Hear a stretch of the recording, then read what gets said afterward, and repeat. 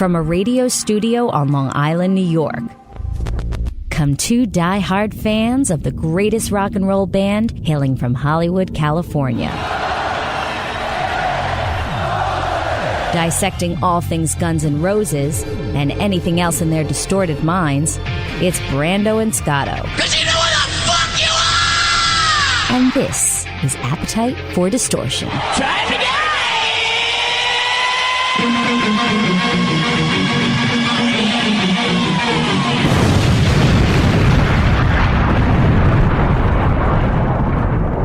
And welcome to the podcast, Appetite for Distortion. My name is Miranda. With me, as always, is my partner in perfect crime, Scotto, Ian. What's going on, Sugar Lips? It sounded like you said Mirando. Mirando? Brando. Yeah. I think I was going to say Marlon Brando for the first time. Yeah, that might be what it is. But no. You know what it reminds me of? Or I just slurred my speech like a radio professional, and it sounds like Mirando. You ever see that clip from, what's the movie with Al Pacino where he has that great line where he goes, "She got a great ass," and he goes like this, and it looks like he's about to say, I know what you're talking about. It looks like he's about to say big ass, but you could tell like at the last minute he changed the line. That's what it was like for you. You're about to say Isn't Marlon that like Devil's Brando. Advocate? All right, yeah, that happens. What do you want from me? I'm on medication. Anyway, Appetite for Distortion, episode 17, I think. She's only 17, I think. Yeah, we were Rachel Lorin, who's here. We were just talking about Kiplinger. Well, so you very heard a appropriate. female laugh, which could be confused with Ian, but there is a female. We'll get to Rachel. I got a manly laugh, in all fairness, I guess. But we will get to Rachel in just a second, because we want to catch up since the last time that you and I spoke, because the last time we had Mitch LaFon, who did that Steven Adler interview, which went viral. And we kind of broke that down. And I want to say to the one person on my GNR forum who I guess wanted us to get to the bottom of the Steven Adler thing, we're not the Hardly Boys. Oh, I just started getting a clue. This isn't Scooby-Doo. It was like an open discussion about it. So I guess that was a weird comment to make. But I appreciate any comments you make on the podcast. Please leave them on iHeart or iTunes. I mean, not everybody is going to like every show. And I've gotten to the point where... He's anti-Semitic. That's what it is. But I've gotten to the point where not everybody who says like, "Oh, this wasn't one of my favorites" or something, that I think they're a hater. It's constructive criticism. If there's going to be shows that people like more than others, and haters gonna hate, ain'ters gonna ain't. Exactly. But on a positive note, the last podcast springboarded this guy Meltdown on a rock station out in Detroit, I believe, WFI, whatever, doesn't matter. He did an interview with Axl in 2002. This was a little bit after their reunion they had at the VMAs, or I shouldn't say reunion, when Axl just showed up with Buckethead and Robin Fink, and we hadn't seen him in a decade. And I guess it made him, he forgot about that interview. I don't know how you forget you interview Axl Rose.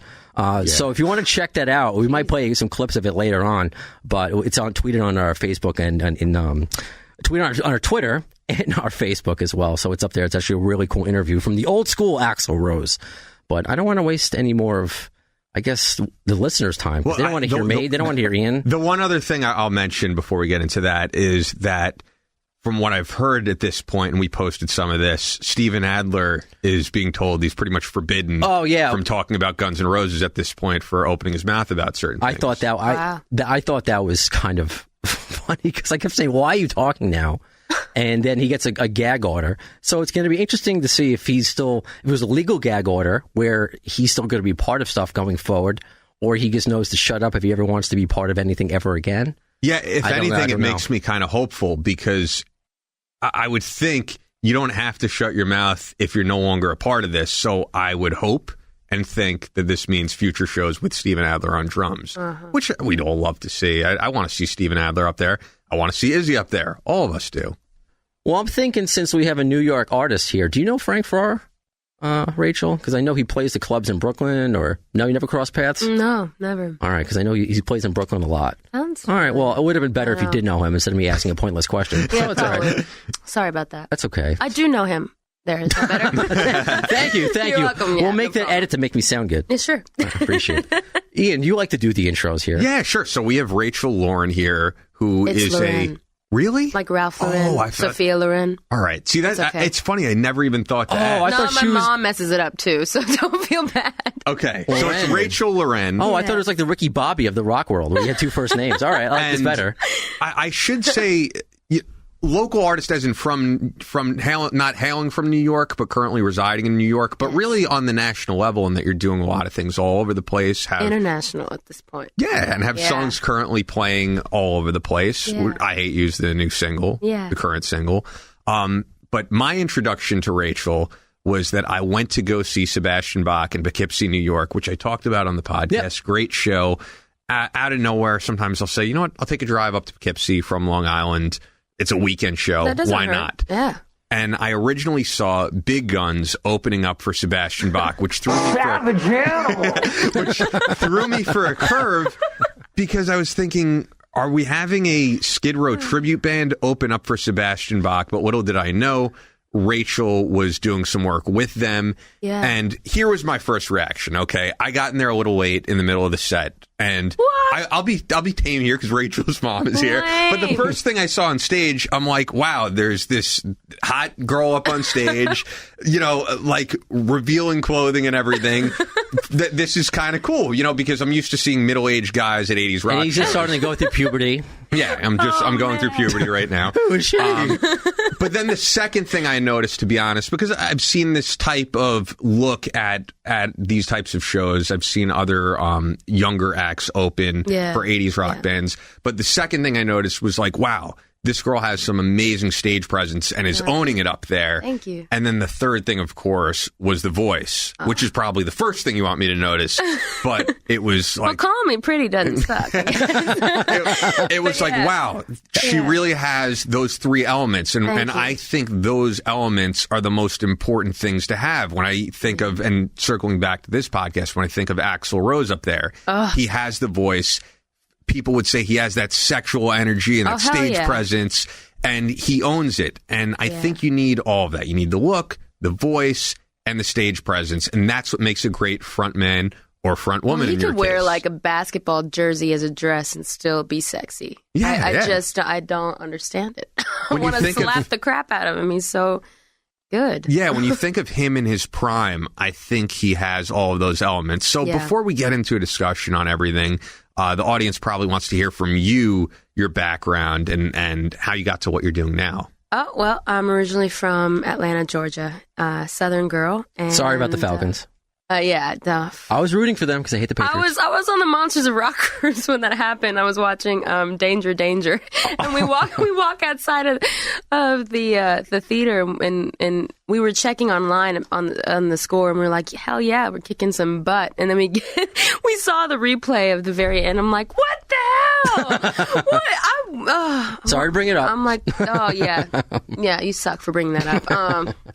But anyway, no, I'm from the South, and I got really lucky. I got blessed to have parents that had good taste in music. So I was already a fan of Guns N' Roses and Motley Crue, Judas Priest, Def Leppard, all the good ones when I was growing up. So I pretty much stayed away from Top 40 or Disney or anything like that, and just grew up with real good 70s and 80s music, Led Zeppelin. I was like... I was in heaven growing up with Mom's records. So thanks for that, Mom. She's over there. Hi, Mom. I thought you were sisters. I couldn't tell. Smart man. I got her to say something on the microphone. Oh, no. I won the bet to myself. It's all right. Oh, wow. But it's like my father did the same thing. He got me into the Doors. He got me into Zeppelin. Yeah. But that's not always the case when you bring, I don't know if you have siblings. I do. I have 3 older brothers that were not, then they're right. not. My brother started, the youngest brother started getting into it later, and then he got back out of it. But no, I've been a diehard fan of rock since day one. But, it's interesting. As I started as a Broadway singer touring, like I would do High School Musical, Beauty and the Beast, Annie, all this, stuff that I would never do now.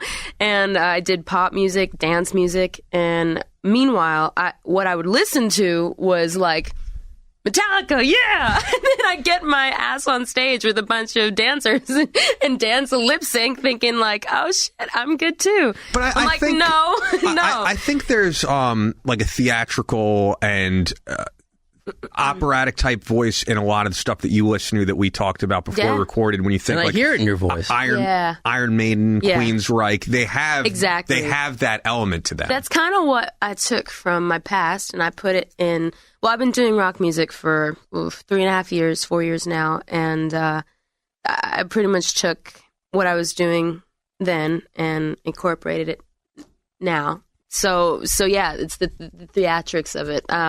The grandiose vocals instead of, I kind of like to do screaming and belting. I like to do both. So I just think I made the right choice going towards. Well, I think that's something that all unique artists and groups have, is they have a diversity of all these things that they listen to, and they're able to incorporate it into their music. Before we were recording, I was mentioning Korn. Yeah. And I think what made them so big was there was that hip-hop element, and the way that Fieldy played the bass, it was unlike anything people heard in rock before. And I know people have said, Faith No More influenced them. But no, there was really no band that sounded like Korn until Korn. No, yeah. So I think that that's always something that you have to have in a unique artist. Guns N' Roses, the punk rock element. Yeah. That was something that was new to the scene, I think. Originality, totally. And what separates them from every Sunset Strip band in the world. Yeah. I think all these amazing 80s bands, they all took something from something they loved and then made it their own and then started some new thing, like Nirvana. Like they all kind of took something that they loved and ran with it. Like, I don't know, Led Zeppelin sometimes reminds me so much of help me out. The Blues, are you thinking? Well, the Blues, what, but Spirit? I'm thinking of a girl of God. Janis Joplin? Thank you, Janis Joplin. I'm like, I kept thinking Stevie Nicks. I have no idea why. Janis Joplin. I'm like, I just think all these people took elements that they love, but then made it, more brilliant in their own way. Is that something you're aware of, though, when you go out and you open up for these 80s bands that have kind of their anchor in the world already? Is there or you want to be yourself? You're like, you know what? I need to kind of curtail this a little bit for this audience, or I like this sound. That is a good question. Well, thank you. That is a good question. Yeah, gold star for you. Thank you. No, I don't know why it's point to myself. I can't. Ow. I can't help it, but my voice is naturally. It's very similar to 80s voices, like Hardens. I can't help it. It's just the way I sing. So even when I was doing my dance music and doing featured stuff, like I did a song with Pitbull, I still sounded like an 80s rock singer. It's like, it's so annoying to so many producers because they're like, they don't really know what's wrong because it sounds good, but it sounds dated for some reason sometimes whenever I sing. And they're like, why? And it's because my voice is just very much 80s, so I don't really even try to mend to that world. I just naturally kind of do. I opened for TNT in Norway. We did 3 shows, and everyone kept saying, your voices are so similar. And I'm like, okay, it's a guy, and he sings really, really, really high. I'm like, see, I can't help it.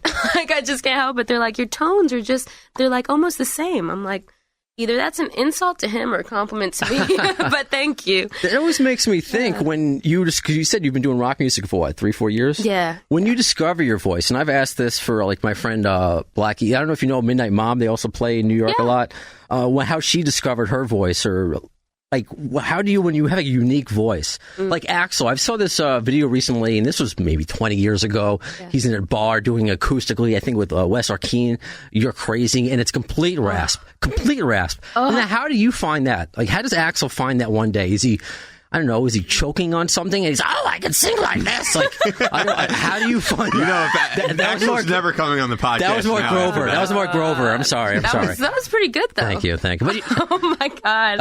I'm embarrassed to my family. But you know what I mean? Like, I'm assuming. Like, how do you figure out, like, the octave you want to go into? If you need to adjust it, hey, you know what? I like this voice, but you know what? I don't want to sound like that. That takes time. Like, that for me, I was, I just considered myself belter. And then when I started actually growing up and, practicing and performing all different types of music, that's when I started discovering what I could do, where I could go. I just did a tour for about 2 months. It was my first kind of long tour instead of one-off shows. And I ended up having laryngitis the first day of the tour. And so it didn't go away because I kept singing on it. And I had to sing every night. Luckily, I didn't kill myself. But I kind of discovered then that I had this cool rasp element as well. Thanks to the laryngitis that I didn't even know existed. Because normally I always had this clear, really high belt. But after having laryngitis and touring and keep on pushing my voice, I discovered I had that. So we did an acoustic set. We did Sweet Child of Mine at one point in the tour. And I was so raspy, and I loved it. And it was in the original key, and it's on my Instagram. There's a clip of it. And people were like, "Hey, Axl, go ahead." Nice. I was like, I have no idea where that came from, but thank you, laryngitis. It's like sometimes when I get sick and I feel like I sound even sexier Exactly. on the radio. Oh, but then exactly. but then I get healthy again. I'm like, oh, back to being Jew voice. So It's so true. you do several covers as well as original songs. Yeah. Which Guns N' Roses songs have you done? Welcome to Jungle and Sweet Child of Mine.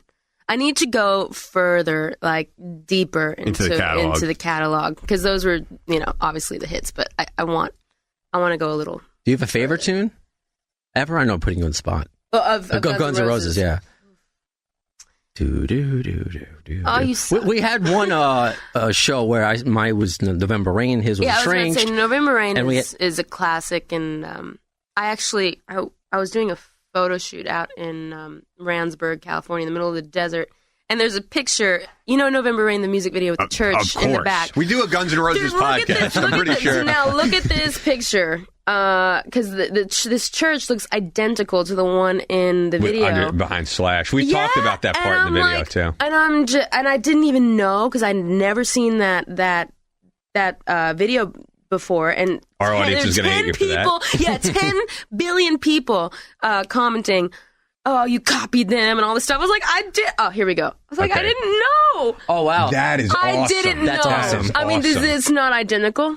It's you should have been doing your best Slash close. during that. That would have been really cool. Yeah. So what is your Instagram, by the way? It's Rachel Lorin Official. So it's RachelLorin Official. Okay. So the non-official, just Rachel Lorin, was already taken. So these two Guns N' Roses tunes that you do on stage regularly, what do you try to bring to it that is uniquely your own?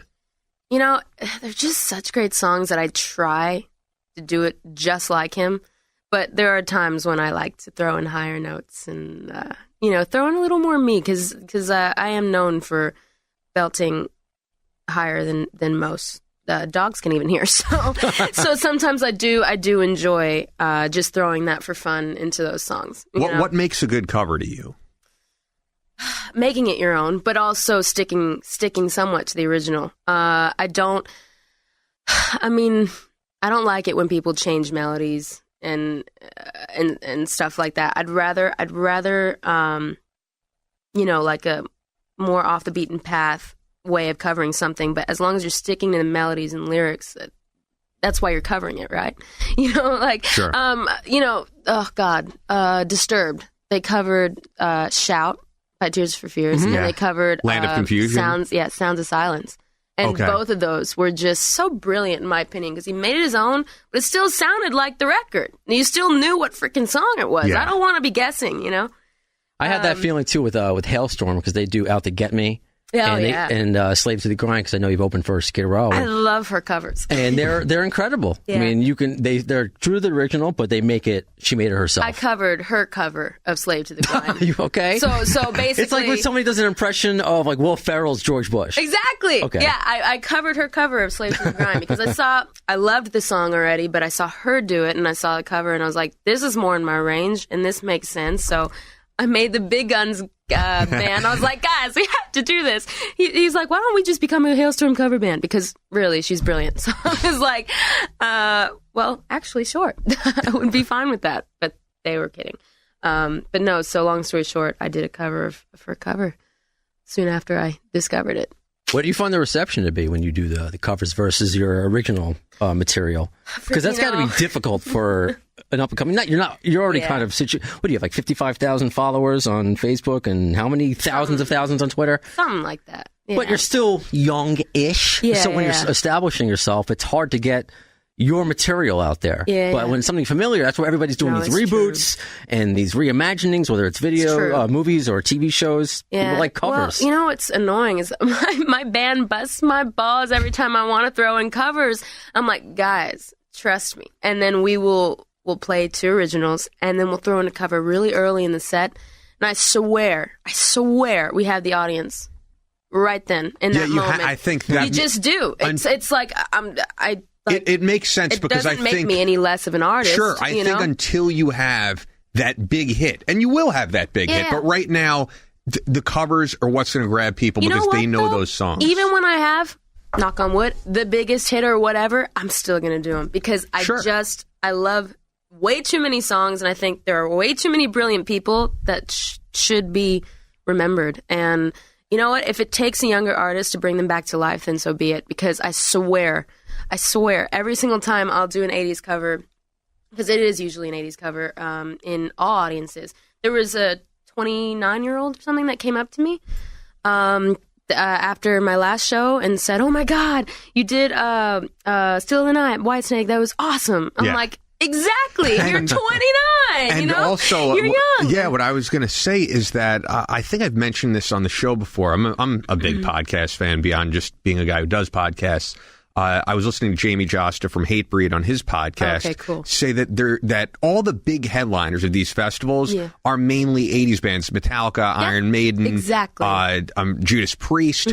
And he was saying it's hard to think about, but it's not going to be too long that these bands are no more. And you're going to need Rachel Lorin and other artists to carry on that legacy and do these songs because these songs are timeless. Yeah. Some people think that doing it is cheesy, but I think the opposite. It's basically proving that rock is not dead.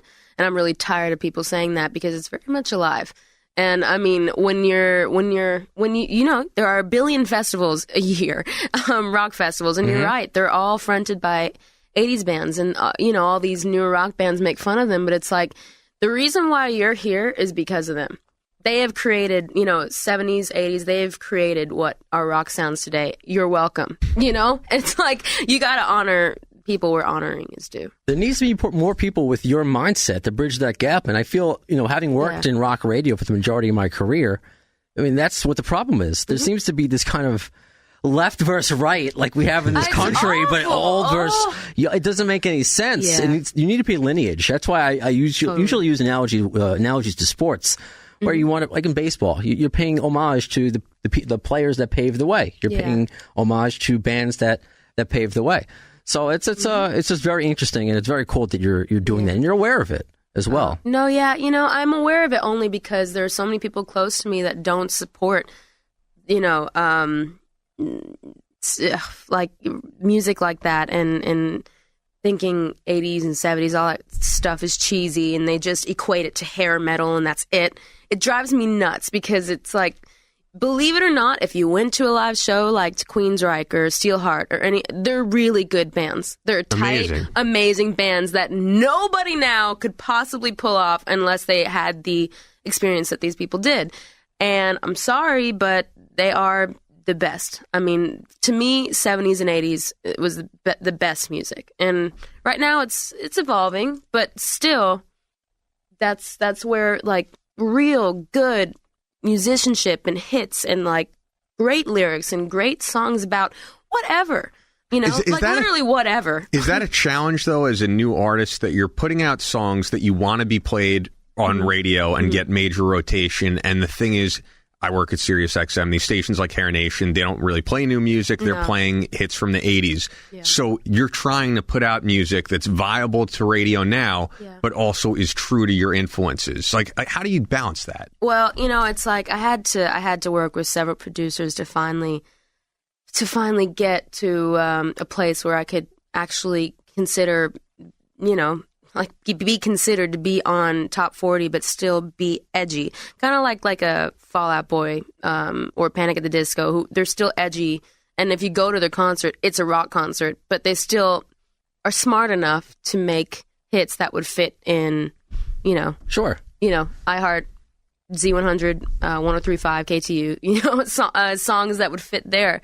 So I'm working with Earl Cohen, who has a billion Grammys. He worked with Gaga, and I was his first rock project he ever kind of took on. And so we have about 7, 8 songs now, and I'm just really excited because it's like it's incorporating a ton of the 80s vibe, but it is way more current and different. We kind of call it arena rock because you'll understand when you listen to it. It's very big, like big drums, big sounds, kind of like Muse and 30 Seconds to Mars. Okay, more I like that. Bigger. One, I will say, I hope you open up for Lady Gaga August 15th because I'm seeing her at Citi Field. I can't wait. I don't think I'm going to open, but that'd be one nice. of these days. That would be nice. Well, that was my way to say that I'm going to see her because I'm, it's Axl and Gaga. I'm confused. What?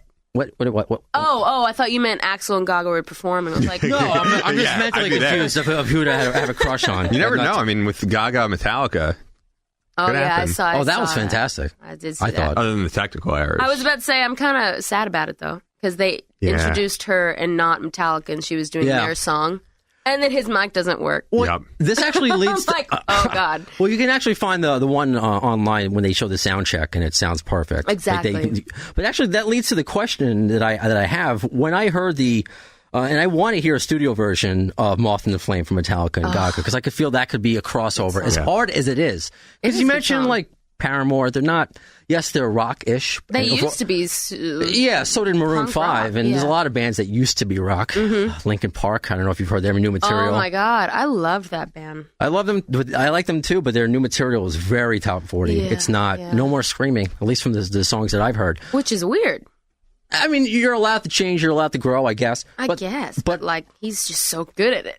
Like, he's so good at, like, vomiting, screaming. It's so good. But the question is, like, with Guns N' Roses, there was all, I guess, you can compare the Paramores or the Fall Out Boys to what was considered hair metal, more female-friendly rock and roll, which isn't abundant now, at least on the radio. Yeah. And that's why I would love to, if maybe the Gaga Metallica thing hit and it crossed over. It'd be nice. But what would you, like, how do you fill that gap? I'm wondering, how does that, because that's missing.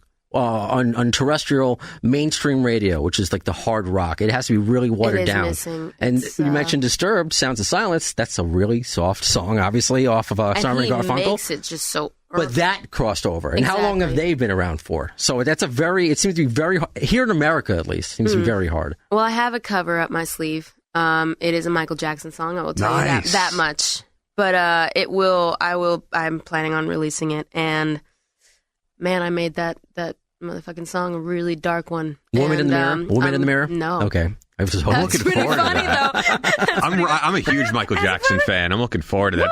Speaking of which, and speaking of rocker chicks, have you seen his daughter lately? Holy Paris? crap! Yeah, she's got the Motley Crue tattoo. I know, and grunge. She's got several I other. love it. She's such a rocker, which is so cool to see because Michael Jackson was a rocker too. Went on stage with Slash, did several collaborations with him. Like a billion people have gone on stage with Slash, like Fergie. Yeah. So many people have, and you know what? I think that's your ticket, is getting people in the top 40 world to Embrace be featured on, I think that's the best way to go. So all of their fans think that, oh crap, rock is so cool because she's doing it too, or because blah blah blah. Which is always like Rihanna had Nuno Betancourt. Well, I was going to, and it was. Remember the reaction when Kanye and Rihanna did the song with Paul McCartney, and there were all these kids on Twitter who's like, that old man? "Who's this Paul McCartney guy?" I was like, my mind was blown. I couldn't believe all the comments that actually were asking that question. I was like, oh my God, I'm literally going to rip my I was so the world should have ended depressed. that day. It really should have. There's nothing else to was the accomplish. apocalypse for me. I was reading these comments. I'm just like, oh man, you just why? Like just why? Why? It might be the crossover because they're seeing a lot of that in hip hop, in the hip hop game. That's what Ian calls it. No, that's what I call it. Oh my God, you're so white. I know, that's why I said thank you. That was the point. I know. But you see a lot of these crossovers, and now I hear Anthrax wants to work with Lady Gaga. So maybe that is they were doing crossovers before people were doing crossovers. I mean, of course, there was Aerosmith Run DMC, but when they did the song with Public Enemy, Bring the Noise, it was definitely kind of unheard of, and for the most part. And that helped, I guess, rap into the mainstream. So maybe, I don't know, Well, Rachel Lorin needs to do a crossover. It's a different world now, too, because I still remember growing up, in the early 90s, actually, and even before Korn was big. I loved music as a little kid. Yeah. I grew up listening to like LL Cool J and also listening to Metallica. And God, yes. people would be like, are you a rocker? Are you into hip hop? And now I think because of like skateboard culture and all this stuff, kids are into everything now. And that's really cool to see, I think. Have every genre. You know what? There are two genres. It's a good song and a bad song. To me, that's just the way it is. I can see that. I hear that. Like, if I really dig the song, it's on my iPod. Whether it's country or pop or dance or whatever you want. Yeah, people are shocked when they're in my car and it's like the Acacia Strain, a Muir, Lady Gaga, Justin Bieber song thrown in there. I know, it's like Britney every once in a while. But you can't deny if something is a really well-written and well-done song. You just, a lot of our favorite bands have worked with stuff that's way outside of them. Like Paul Stanley has worked with like boy bands and stuff. So I get it. All right. Our audience would want us to ask you, of course, how has Guns N' Roses influenced your career? Oh, God. Ugh. I mean, again, that was one of the first bands that I started listening to as a kid and growing up, and records were on repeat. And the voice alone, it's like the fact that he was able to sing like that, where it sounded so painful, but you believed everything that he was saying. It's like that's what was so different to me about that band, is that I think not only did they have amazing songs, but you really did believe what they were trying to say with every song that they did, and that inspired the crap out of me, because I'd rather listen to somebody in agony and pain sounding amazing and keeping it that way forever than just somebody technically amazing. I'd rather listen to Guns N' Roses, like a whole album straight through, and just listen to that voice in those songs than, somebody singing incredibly perfect versus like the cracky, scratchy, raspy, real, true thing. I that's what I got from Guns N' Roses was just being totally real and embracing like imperfections. I used to hate like cracking or being scratchy. Now I love it. Now I'm like, yeah, I bet you're believing what I'm saying now. Makes you organic. It makes you real. It's totally organic. Yeah. Well, and we talked about this on a previous show. That's why people love Steven Adler's drumming. Because Steven Adler has hinted before that Matt Sorum kind of sounds like a machine. And he's like, I might not get it on the first take. It might not be perfect, but this is my style. And people always say he brings that swing that Matt Sorum didn't. So I think the imperfections are what makes a band like Guns N' Roses for perfection. His imperfections make it perfection. I agree. Swear. It's like I could listen to him sing all day. His voice never gets old to me. That band never gets old to me. Like, I'll never, if Guns N' Roses comes on the radio, I will not change it. And if anyone does, they will deal with the wrath of Rachel. So, like... Have you seen any Guns N' Roses shows, be it the current reunited lineup? I've never seen them live. I'm so sad about it. But my guitarist in my band is like a diehard fan, and he bought a shirt. He went to that one of the concerts of the reunited, and I don't think he's washed it. I'm concerned for his hygiene, but he wears it every single like rehearsal, every show. He puts it in the freezer. Okay. Yeah, or the refrigerator, yeah. And he just never washes it. I'm like, you're psychotic, but... That's too funny. No, he's diehard, like crazy. He'd tell you anything about that band. And we would watch music videos of Guns N' Roses on the tour bus all the time. Just watch him doing his cute little sway thing. Little snake dance? Little snake dance, yeah. I like it. When you go out on these tours, how do you get the reception from, I guess, when it's the age of the 80s rockers? How do you, as somebody who's younger, somebody who's female, somebody who's attractive, if I'm going to say with your mom in here, how do you get the reception? Because when you see somebody like Axl, who is a man, from what I understand. Yeah.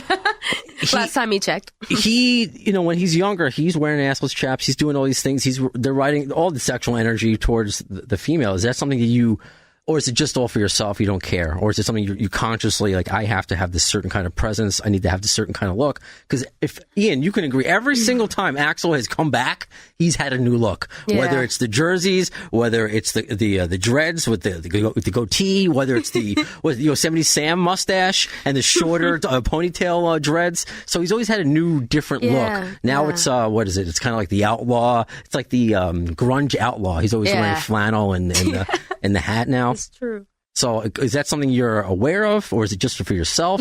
I am super, even if I go out, not performing, just go to the grocery store, I always care about what I look like. And call me vain. It's just like, I don't like to leave the house without putting my makeup on and putting on a pair of heels, no matter where the hell I'm going. I could be going to the gym. I don't care. Heels at a gym? Hell yeah. Okay. That's like flats to me. I don't care. Could be good for the calves, I guess. That's probably why I barely, knock on wood, ever. God, watch me fall. I never fall on stage. It's because I'm always, trying to. Like there's always an off button with the personality, but when it comes to the clothes and makeup, I've always been so feminine and girly with that. I like to stay cute all day, every day. I just can't help it. Yeah. Even if I'm hanging at home, I don't know what it is. I would rather wear bloomers than sweats. You know what I'm saying? It's all planned. I'm the same way. You can say, for me, it's just being... You're the same way. No, what are you talking about? 100%. I have neuroses. You're wearing I'm a t-shirt and a snapback. I'm wearing He's cute. Leave him alone. Thank you. Yes, yeah. A, thank you. Thank you. And B, it's a Chuck Berry t-shirt. Yeah, very timely. Rest in peace. Chuck Berry, who died yesterday, 90. So it was planned. And C is for cookie, so suck my D. Wow. I did A, B, C, and D. Oh, man. Just let that sink in for a second. But a lot of times when I do shows, I guess all black and heels all the time. That's something that's probably never going to change. Put it this way. Before you either want to sing or you realize you can sing, maybe, Ian, I don't know if you're as weird as I am. Probably not. He probably is. When I'm just driving, ever since I'm a kid, driving in the car, whatever's on, especially if it's Guns N' Roses, I get lost in my head. Kind of like, you're young enough. Remember that show, the cartoon Doug? Yes! Oh my God, yes! So I'd have these Doug fantasies of just me, like on stage, what I would wear, who would be in my band, all these things, knowing very well that I have no talent to ever achieve this dream, but just live it in my brain. In the shower. In the shower. So I have this vision, and I guess that's what Guns N' Roses has, this vision. And every interview that I've heard of Axl, including the one I mentioned before, the one with Meltdown. I want to get his radio station right because he gives us credit on his as well. WRIF in Detroit. And that interview, Riff. It was in 2002, and it's Axl saying that it's about the Guns N' Roses. It's not about like past members. It's not even about future members. It's kind of just all about like the vision of what is Guns N' Roses. It's kind of like a franchise. I kind of look at it. You're like, it's like a brand. A brand. And so Rachel is a brand. I do have to think in those terms, and I do. Isn't that weird? Like a little bit? Because in that same, and I will play. It is very weird because so many people, as I've been, growing up and getting more and more experienced, every meeting that I've had, you need to come up with a brand, blah, blah, blah, blah. And I'm just like that's just so bizarre to me, that concept. But no, it's the way it is. You have to have everything planned out sometimes. Because you're a person and they're treating you like an object. And I think that's what's... But you basically are. You become like a bottle of Coke, you know? You become like an icon. That's like what it's supposed to... That's like the goal. It's like, look at Taylor Swift. She now has a TV channel. She's a brand. Like, that's a total brand. That's insane. That's not even a person anymore. That's like a company. T-Swizzle. T-Swizz. Well, that's kind of like what I always think about with Axl. He doesn't like this. He doesn't want to be a brand. Yeah. He wants Guns N' Roses to be a brand. Yeah. Well, then again, he named himself Axl Rose. It's very true. Like, I think that we've talked about how a lot of the 80s hair bands, the look was so contrived. And I've even heard other bands say, "Oh, we tried to look like Whitesnake because that's what the chicks dug. Like we wanted to copy that look a little bit." Axl Rose and Guns N' Roses, they came out there with originally they looked a little bit more Sunset Strip, but at a certain point when Appetite for Destruction started to blow up, they had a completely unique look. And I think their look, especially Axl's look, came from a very genuine place. It wasn't, we're trying to replicate this. We're trying to imitate something else. Axl Rose was just like, this is me. Oh, yeah. This is my image. Totally. And it sold because of how genuine it was. Yeah. I definitely can't say I got any style from any rocker chick. Because I mean, they're either like druggy type sexy, which is okay. It's like cool. Amy Winehouse? Amy Winehouse or Taylor Momsen, that works for their niche. Or you got Hailstorm, who's a little more tomboy, cool girl. I'm just more, feminine, as you were saying. Yeah, I'm like bringing femininity to rock. You look like the third Bella sister for the wrestling fans out there. Nikki Bella, and they're twins. I'm going to Google this. One of them's dating John Cena. Am I going to appreciate this? Yes. They're like Nikki Bella. They're like supermodels. A 30-year-old man who does not watch wrestling, so this is above my head as well. You listen to Bieber. One of them is dating John Cena. The other one's married. Damn. Yeah, I can take that. All right, so there you go. That's not bad. I'll take it. I'm not going to insult you. Jesus. Thank you. I'll take it. You easily look like you Except do me. I'm missing a couple of cup sizes in the bra, but yeah. It's. I was just talking about the face. That's all. Thank you. Your image that you have on now. You have sunglasses. I know it's very bright in here. It is. You got surgical lighting above my head. But the point, though, I want to bring up is when you see Axl now, and you see him in an airport. He's still dressed like he is on stage. Mm-hmm. They're kind of like those candid pictures. There's one of him. That's what I do. in in a hot tub with two hot chicks, and he's still wearing the bandana and everything. Or even when Bret Michaels, when he really hurt his head, I think it was on like some TV show, and he got smashed by one of the things on the stage, like the Stonehenge thing, and he saw him in the hospital bed with the bandana. So it's 24/7. So I want to know, is this like 24/7 to you? Yeah, it's again, like with the personality thing, it's definitely there's an off and on button of like, hey, everybody, to like, all right, I'm chill. But when it comes to the clothes and makeup and the actual image, even before I was an artist, I was always a girl. So, I mean, I always loved to put on my skirts and heels and makeup. And, it's so interesting because I'm very boring. I don't like to go out in club. I'll go to the movies with mom and dad. Love you, mom. And,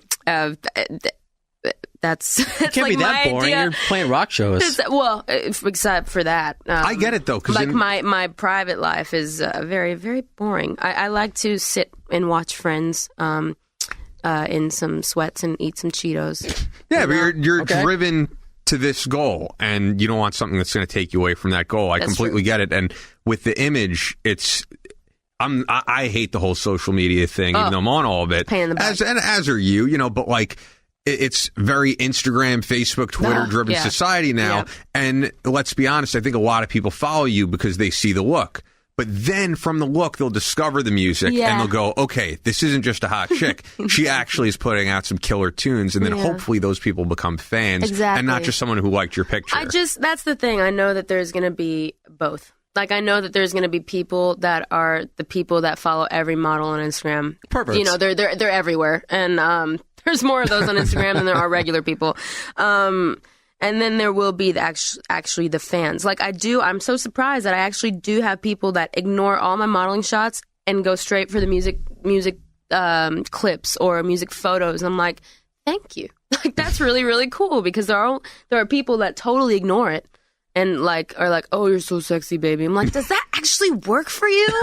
Like, have you actually? What is your success rate with that line? Mom, Dad, how did you meet? Well, he said I had big tits on Instagram. Exactly. Oh my God. And that's like classy compared to the, I'm sure, like DM with dick pics. Yeah, Mom. I'm just throwing it out there. I'm sure you've heard of this. Mom actually goes through those for me. Mom goes through your DM wiener pics? Yeah, oh my God. On Twitter, I just can't with the DM, so I gave her my password. I'm like, just please filter through these because I don't want to look at it. That's why actually when I invited, I just don't. When you make it, you owe your mom a house. By the way, I get girls too. By the way, when I invited women. Rachel, I got to hear about that. So when I invited Rachel though on the podcast, I was sure to say, like, hey, check your DMs, media related, nothing creepy. Exactly. Because I could only assume it's a creep fest. So okay, I want to hear creep fest. I want to hear women's stories of what you've gotten. Oh yeah, I've gotten tit pics and ass and some crotch shots and I do remember when I saw you with Sebastian Bach, there was some woman in the audience who, like, next to me as you got off stage, she's like, oh my, I totally have a girl crush now. But so, like, I'm sure you've heard that before. It's nice to have options. Yeah. Oh, yeah. Fine. I'm not exactly a lesbian, but Not exactly a lesbian. no, I'm not at all lesbian. But however, if I've had it with men and sausage fests, I am out of there. So believe me, you guys annoy the crap out of me. No offense, but men drive me nuts sometimes, and then other times they're useful and lovely. So the audience might be wondering. I think you're public about your current love life situation, right? Partially. Okay, could you get into it? Partially public about it. If not, that's cool. No, yeah. I mean, I Hate You was written about him. My single was actually written about him, and he even knows it. And he's like, all right, well, I'm glad I could inspire you. And he's finally writing his new album. So who is this he? Oh, you know who he is. Okay, so you don't want to say? You know what? All you people who are listening to this know my name. It's not that hard to go on the internet and look for your damn selves. Get your fingers to work. Burn some calories. That's your homework for Appetite for That's Distortion. your homework. But no, so he knows, and he's been working on his record, and all of his are kind of sad. He told me, he's like, they're all sad, but they're all me apologizing. I'm like, good. Is it weird dating? You should. Is it weird dating a fellow artist who has a really successful career? You know what's so weird is it's weirder for him than it's weirder for me. At first, I really was like, ooh, I don't like this. Because when we first met, I mean, he was already going on tour for 2 months. And I was like, okay, bye. Nice to meet you. Love you too, darling. But now it's like we're both doing the same thing. And we actually did tour together just this past month, which was really cool. But no, he kind of has more of an issue with it than I do, only because of, again, PervFest.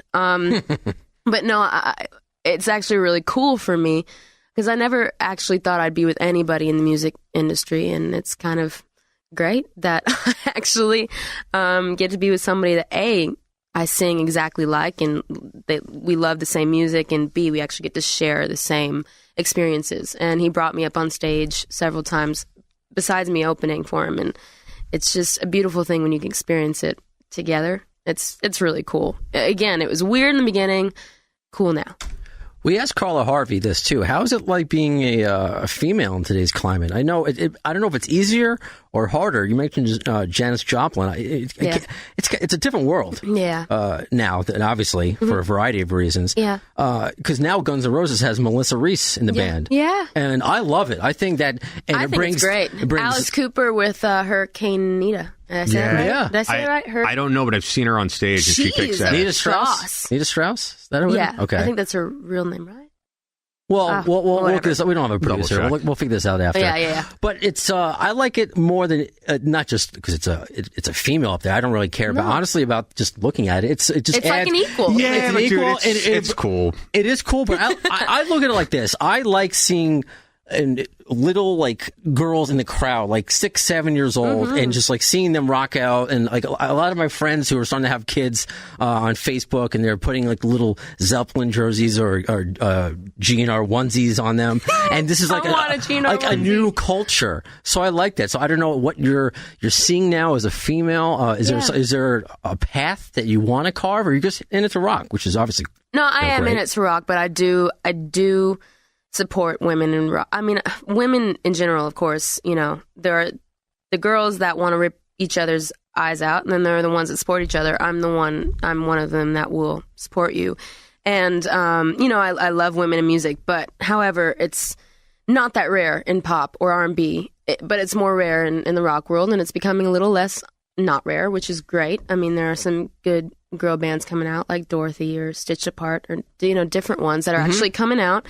But again, as great as these bands, I just want to hear different stuff. I want to hear more original, less, basically repeat of the last 90s female fronted rock bands. Have you had those moments up on stage, I'm wondering, where up in the front, it's a lot of these middle-aged guys, and they see you, and they have the arms crossed, impress me, bro look, and then by the end of the show, they're a Rachel Lorin fan. Yeah, well, actually, I do that with girls too, because naturally, I don't know why girls don't like me, and I don't know why. Because girls don't like hot chicks. I'm a nice person. I am, and I really am. They probably don't like you because guys do. Yeah, they're jealous.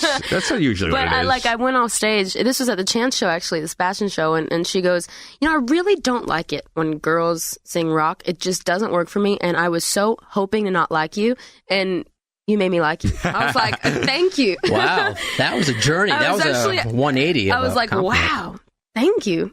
Like, geez, But no, the path I want to carve is just... bringing rock to the front again, bringing real music back, instruments, musicians, not punching buttons. I want, even though GNR has stuff. elements of punching buttons. No, of course, elements. Yeah. Of course, elements, but I don't want it just to be that, I want it at everything, because there is an art to to keyboard. Oh, yeah. There is an art to it. It's amazing, but I want all of it. You're talking about where it's just that one guy up there pressing a button. Oh, I just don't understand. That's not me. Like I said, but they get billions of people to go to these rave things. I'm like, drugs. You guys are just doing pot and bouncing up and down. It's huge, but and it's not necessarily my thing, but I will say, like, the photographer for the other company I work for, Hurricane Group, he invited me out to see Seven Lions because he was the photographer. Okay, cool. And I was thinking, I'm not going to be that into this, but whatever, it'll be fun. And I was into it. It was a fun time. I mean, to me, I agree. Nothing compares to seeing real musicians up on stage playing real instruments. But it's probably fun to go to. Yeah, there's a time and a place for everything, and I can appreciate it all. But to me, I agree. Nothing compares to like a true rock show. But nothing drives me more crazy than like same beat. Never changing. Yeah. It's like, oh God, people. But like actually go. It's almost like sports. It's like some of them you just don't want to watch on TV, but if you go to a game, hockey, it's awesome. Oh, I love hockey. Hockey's the shit. But I'm saying in I know person, Rangers. Oh, Yeah, you're a Ranger fan. I'm not anymore. Okay, good. Why? Wait, why? I'm an Islander fan. That's why. Oh man, you sound like my bass player. He and I got in the biggest we're from Long argument. Island. No. But anyway, no, that's the path I'm trying to carve. Well, it's just more chicks. Well, what do you think about, because Guns N' Roses had a lot of different openers on their last tour. They had Skrillex. Oh my God, Baby Metal. that's so awesome. So then obviously you appreciate, like, it's just kind of like, hey, we have this brand, Guns N' Roses, and now we're going to introduce you to this new music. Yeah. A little bit. So that's interesting, because Are you into that, the crossover? I actually love Skrillex, believe it or not. I do love dubstep. It's a cool art form, and it's different. Skrillex is really cool, though, and I think that combo was a good idea, in my opinion. Then as someone who's never seen Guns live in any, I guess, format, in any of their Menudo lineups, would you want to see them, like, put out new music? Because you've been on the tour with TNT and Skid Row. Sometimes they have new music. They do, but it's annoying because people don't really listen to it. Right. They want the hits. But if you have Guns N' Roses, and I'll play this, it's only a 12-second clip, and because I think this might be the first time, at least I've heard that Axl say it, and this is that O2 interview that a guy Meltdown did, that he has more than one album. This is before Chinese Democracy was put out, by the way. The plan is to drop the record, have a bunch of extra tracks, about a year or so down the road, drop another record, and drop a third record. This is a 3-stage thing, and we'll be touring for a real long time. Really? Yeah. So he has, as of 15 years ago, he had lots of other music. That was the question now with the, quote, reunion. Yeah. Do people want to hear Chinese Democracy because Slash is back? But it gets very well received. So I'm just curious, as when you go out there, or maybe what other people are saying in Skid Row or in TNT and your friends in these bands, do they want to hear new music from bands like Guns N' Roses or Guns N' Roses themselves, do you think? I think it's a either or situation where some people are really just there to hear the hits, and then there are some people with more open minds, I guess, and that's me. I do. Of course, I want to hear the songs that we all know. Who doesn't? But there's a reason they got to where they are, so why would you not listen to more songs released by that same band that you loved? That's what I thought. Well, a lot of people look at Metallica, where that's a vicious fan base. Oh, my God, yeah. It's just like, don't put it in. I want to hear more music. I want to hear more music from them. That's another challenge. Call me cheesy, but I freaking love Metallica.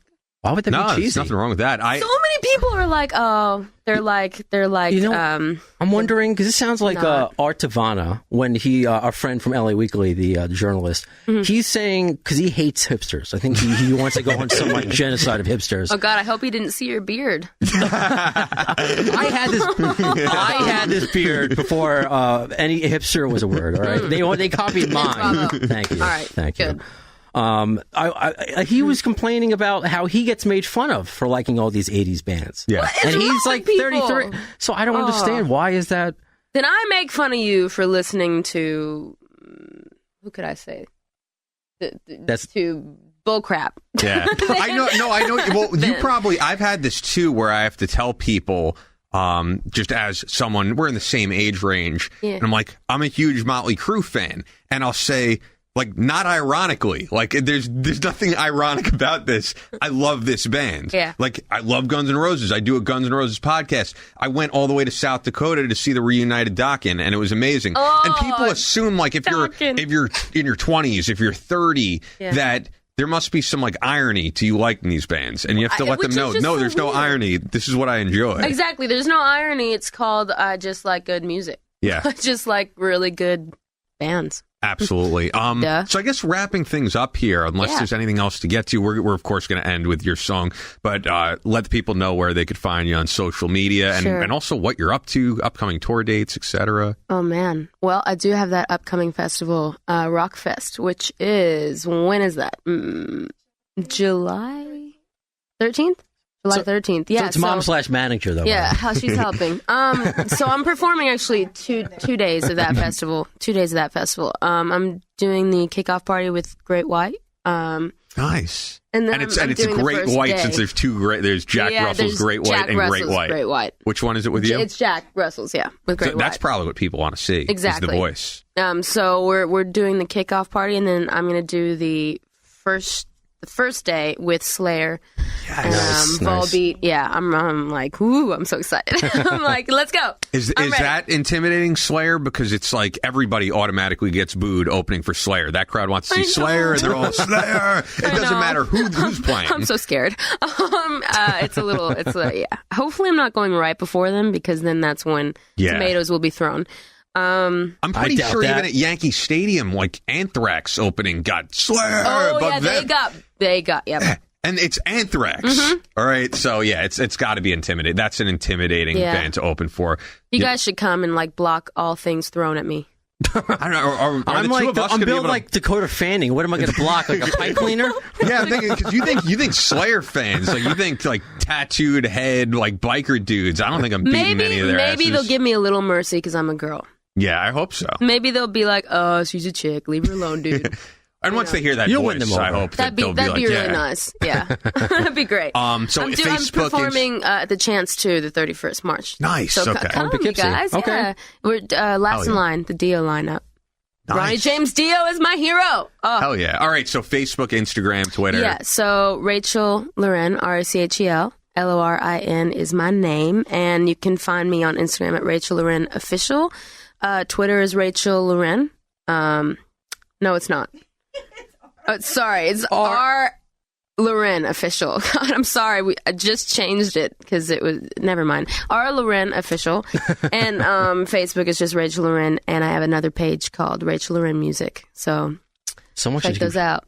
So much to keep track of. Yeah, are you I big do on have a merchandise, and I do have a website. Oh, God. Rachel Lorin Music. RachelLorinMusic.com. Mom, she's making you work overtime. I'm just so not interested in myself. RachelLorinMusic.com. Oh, thank God that's right. Jeez. Yeah, don't become my fan because I'm an idiot. Carry on. Are you big on social media, though? Because Guns N' Roses actually is pretty big on social media, especially Slash. Slash is the best follow. He posts the weirdest shit. He posts weird shit. I love it. I love it. Well, I don't necessarily post weird things, but I do post a lot, and I reply to everybody. That's cool. I make that like a... And I'll throw it out there. She posts some hot pics, so like it for that reason. Thank you. Oh, man. I'll call them tasteful. All right, which one do you like? Which picture? One. That's like one. This isn't like asking favorite Guns N' Roses song. Okay, pick one. Which one's on your fridge right now? I don't remember off the top of my head, to be completely honest. But I love your pictures. I mean, you're beautiful. Is he lying? A little bit. Come on. I really couldn't come up with a favorite picture, but you. There's one in his head right now. Rachel, one in his bank. Here's the thing. Rachel does modeling as well, so she brings that element, and these are like awesome photo shoots that you do. This isn't just like me at my house rehearsing. Like you do some really, you do some really well done photo shoots. So I love it. I have another one coming up for Industry Magazine. Dropping names, Friday. Hell yeah! You don't have to whisper, Mom. It's okay. We're not that professional. She's like, God, why are you so stupid? No, it's cool. That's why this is just us hanging out, man. That's what we do. Oh man! And I appreciate the fact that you're now. How many Jews do we have in here right now? I'm a Jew. Mom's a Jew. Really? She converted. I didn't know you that. converted? Oh, congratulations! Yep, she's a shiksa, and you're a Jew. And what are you? It's weird because I was raised Jewish and all that. I'm Jewish and Italian. Yeah, but I know you're a mix of like a lot of stuff. But we're talking about this before. I've randomly been going to this like evangelical church on Sundays. And it'll be a long story of how I got into it, but not really practicing in Judaism. But I was raised Jewish, like bar mitzvah, all that good shit. Wow. So, yeah. We need more Jewish rockers, though. Oh, hell yeah! Well, Good job, Jew. And you're we just need more. and you're from the South. That's got to be like weird, right? Yeah, it's weird. Like there are those people like, I've never met a Jew. I'm Irish and Russian and Persian and Jewish, so that's just weird. I'll throw this out there, like find that. Yeah, that's weird. Persian girls. The hottest, I think. Like that's my favorite. Yeah, because growing up near Great Neck, like which is all Persian Jews, they're the most beautiful women in the world. That's what I think. Thank you. Oh, that's awesome. Yeah, my dad full Persian, so I got 50% in there. Nice. And then Russian and some Irish and some French, which I don't want to be, but that's okay. I don't know why. I don't know why everyone's like, if you touch a French person, a puppy dies. I'm like, oh God, I don't want to be French then. I don't want to kill a puppy. Oh man. Well, yeah. Very cool. I'm glad. I'm glad the fact that we have more Jewish rockers out because that's where my priority is. So. Where's the boom? I like it. No, that's the only soundbite I don't have. Yeah. What the hell? Oh, you know what? The one I have. This one though. This was Ian to you. Showing. The hell is that? Wayne's World. Oh, I do not know that. All right. You got to get up on that. All right. I was going to say, getting a bag of Cheetos. I'm going to watch Wayne's World. Is it on Netflix? I would think so, probably. It's right? on TV all the time. Oh my God, you got to do it. Now I'm upset. I was going to say it was a pleasure having you. It was a pleasure having you. Ian hasn't stopped talking about you. Mainly your music since he saw you. Mainly my music. Yes, I had to throw that in there. And some other things as well. Yeah, why not? It's like she's got really strong shoulders. No, Do I? No, I did not throw it. I was just making that weird. That's so strange. Is it because I'm wearing the off-the-shoulder dress? It just made you think of shoulders? Yes. That's interesting. Well, it's right in my face. Oh. Your shoulders are right in my face. It's a shoulder. I don't think it's nothing perverted. Well, Ian, I'm glad you like my shoulders. Oh, no, absolutely. He just threw that out there. No, I'm a fan. I'm an ass, so I sometimes just say things that don't happen just to see what happens. Right when like I said, when I saw you perform, I said to Brandon, like, perfect natural fit for the podcast, a little different. I'm sure there's going to be people that are like, oh, I wanted to hear more GNR news, but there's not a lot of stuff. So the way we make this work, being a regular podcast, is we throw out different things and we want to introduce people to new artists. So why not? Thank you for doing that. No, the thing is, I'm sorry I'm not GNR, guys, but and actually in real life, I'm sorry I'm not Axl Rose in general. So, or at least his bank account, or Melissa Reese. I mean, that'd be pretty cool. Or even his shoes. Anything that touches him, he's got. His Nike shoes that say Axl on it. Yeah. Well, what we talk about, and probably what you've found, especially hanging out with some of these older artists or veteran artists, probably they would prefer being. I was about to say, don't say old. Veteran, seasoned. Like the seasoned vets. Experienced. There you go. There you go. That we like to use Guns N' Roses as kind of that the nucleus for everything, because whether you're a hardcore rocker like us, like we are, or you're a sorority girl, Welcome to the Jungle, Paradise City. Yep. So, and in this tumultuous, I can't say the word, so I'm going to ignore it the second time. In this world that's topsy turvy, that I can pronounce. Yeah. That music seems to be the joining force, or at least a universal language. Definitely. And I think Guns N' Roses, especially with them coming back, is a great equalizer and brings a lot of different genres and people together, whether it's different sexual orientations or genders. So that's what we try to do. Whatever the web of the GNR web that is cast out. Yeah. So you belong in that web. Oh. The GNR web. I am honored to be a part of the GNR web. He kicked butt with the AC/DC thing, by the way. He did? Wow. I was, 6 feet from his face? What? I go through a radio station I was working at the time. Did he spit or sweat on you? And no, and it would have been weird if I just opened my mouth waiting for it. Oh, God, that would be so cool. The mom is back there like, freak. It's like, who should be interviewed by? No, it was amazing. I've never seen Axl that close or Angus Young that close. Wow. And we've spoken about this on the podcast before, but you can see up close videos and pictures on our social media. God, that's awesome. Well, one day you're going to be on stage with all these people. And How cool would that be? Well, I'm rooting for you. Knock on freaking wood. And I wonder, who are you singing a duet with on the single that we're going to play? That's Pat Gasparini. So he is in 4 by Fate, which has Rob Affuso and John Reagan, a bunch of amazing people. Todd, I can't say his last name. Howard.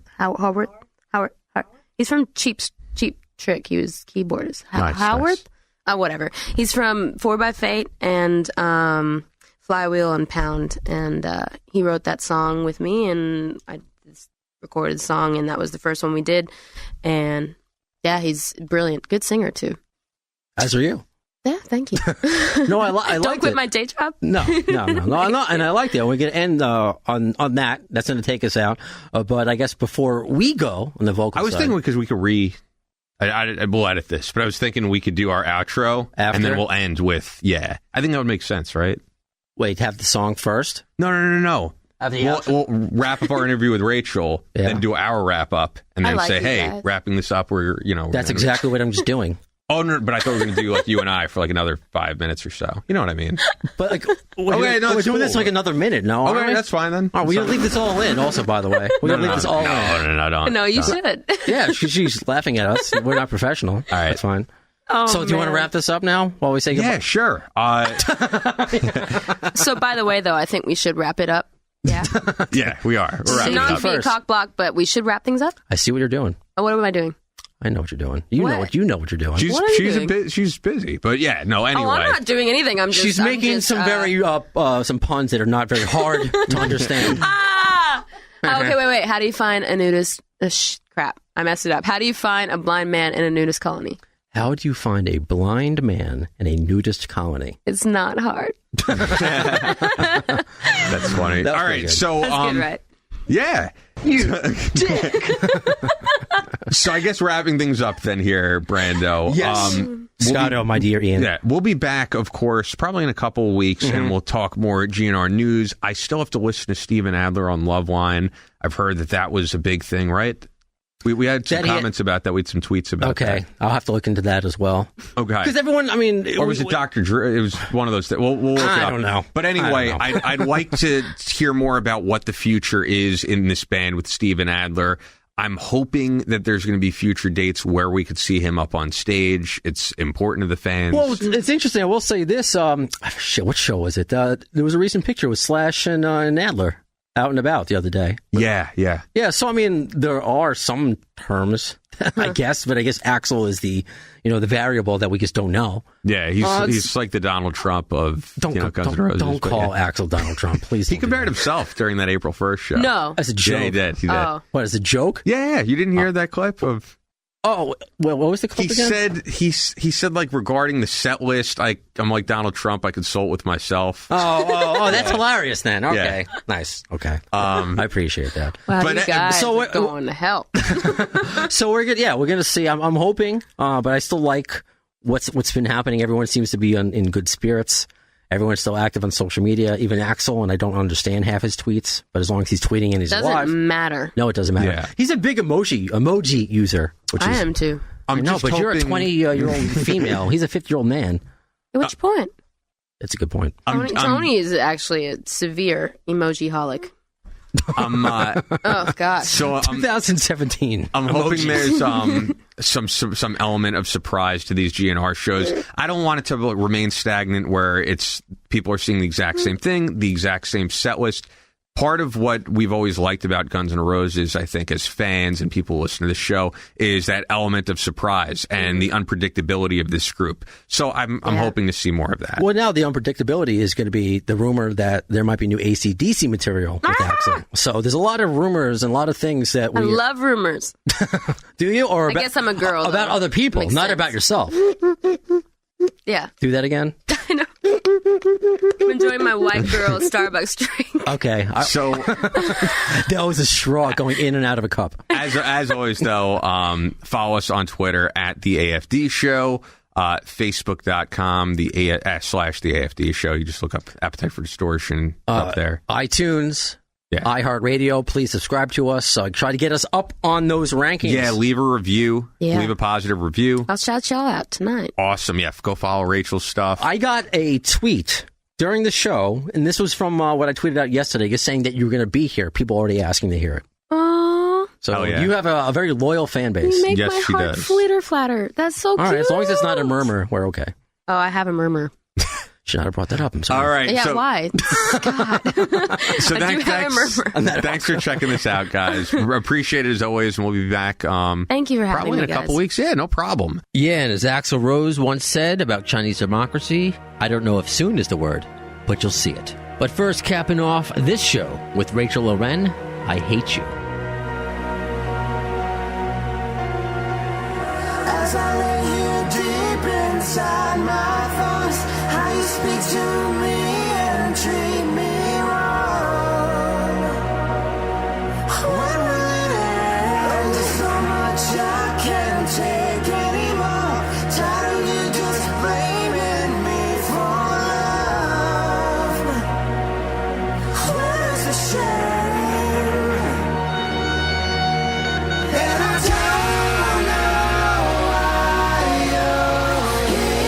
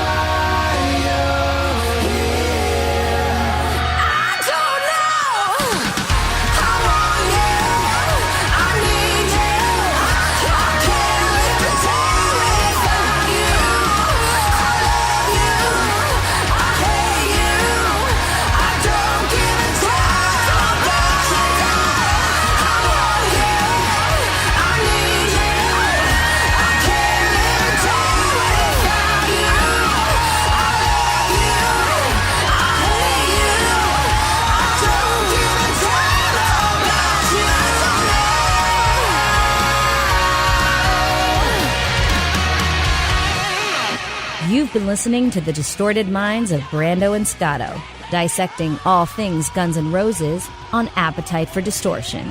Follow the guys on Twitter at the AFD Show and on Facebook at facebook.com/the AFD Show.